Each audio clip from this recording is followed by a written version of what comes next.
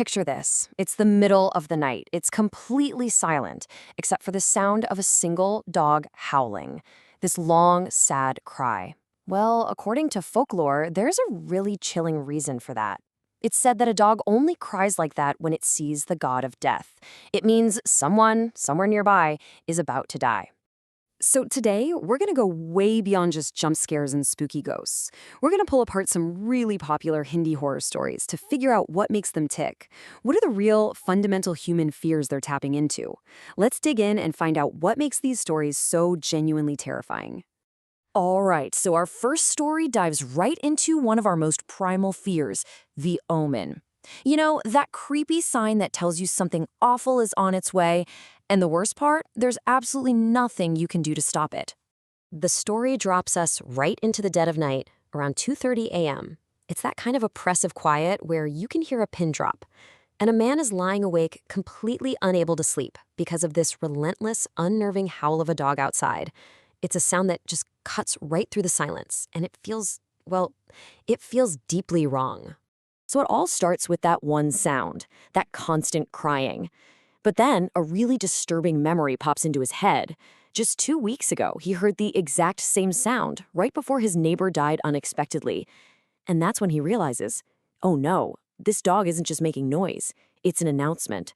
But the truly terrifying moment, the climax of the whole story, is when he finds out who the dog is crying for this time. It was him. So, is the horror here just about seeing your own ghost? Or is there something else going on? Something much deeper? I think this story taps into a way more profound anxiety. The real terror here is this idea of the apshagun, the omen. It's the horror of being completely helpless.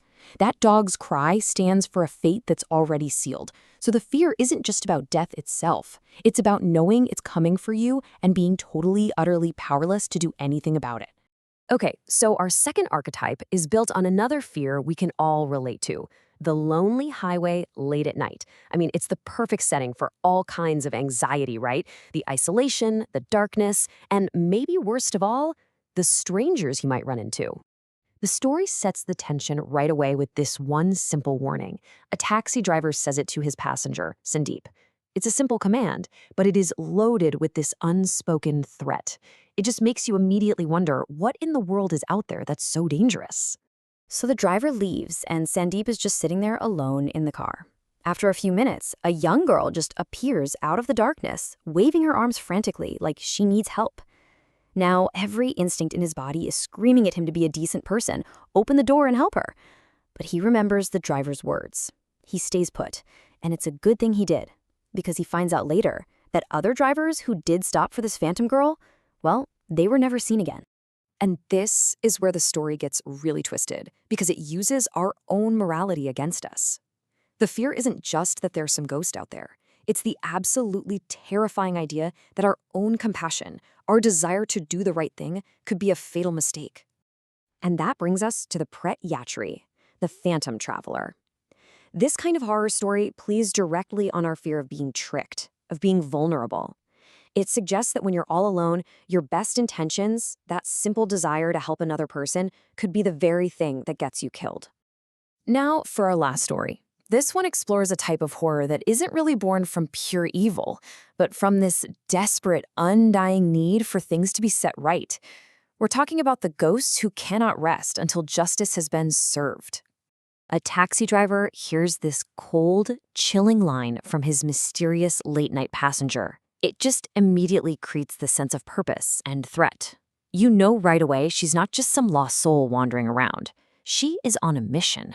So the driver picks up this woman on a deserted bridge. She has a suitcase with her that is just unnaturally heavy. He drives her to an apartment, helps carry the bag inside, and suddenly he's surrounded by police. He's terrified. He thinks he's been framed for something. But then comes the twist. The police open the suitcase, and inside is the dead body of the very same woman he just gave a ride to. She was a ghost, and she used him to deliver her own body to the police and expose the person who killed her. This story asks such a powerful question. It suggests that the need for justice, for balance, is a force so incredibly strong that it can literally break the rules of life and death. The fear here is almost cosmic. And this is a perfect illustration of the Pritishodi Atma, the vengeful spirit. This archetype taps directly into our own deep-seated belief that evil acts must have consequences. The horror comes from the idea that some crimes are just so terrible that they break the natural order of things, forcing the dead to come back and finish the business that the living failed to. All right, so we've looked at an omen of death, a phantom trickster on the highway, and a ghost hellbent on justice. I mean, on the surface, they seem like totally different stories, right? But if you look just a little bit closer, there's a really clear pattern connecting them all. And this little breakdown reveals that pattern perfectly. The dog story? It's not really about a dog. It's about our fear of being powerless against fate. The highway story isn't just about a phantom girl. It's about the fear that our trust could be used against us. And the taxi story? Not just a spooky ghost. It's about our profound need to see justice done.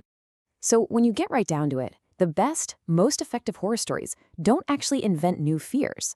What they do is they take anxieties that we already have about our future, about trusting others, about injustice, and they just give them a supernatural face. They're so powerful because they're basically just mirrors, showing us the things we're already scared of. And that's exactly why a simple, quiet line spoken from the back seat of a now empty taxi can stick with you and give you chills long after the story's over. It's that final, perfect reminder that the things that truly haunt us are often the things that were inside us all along.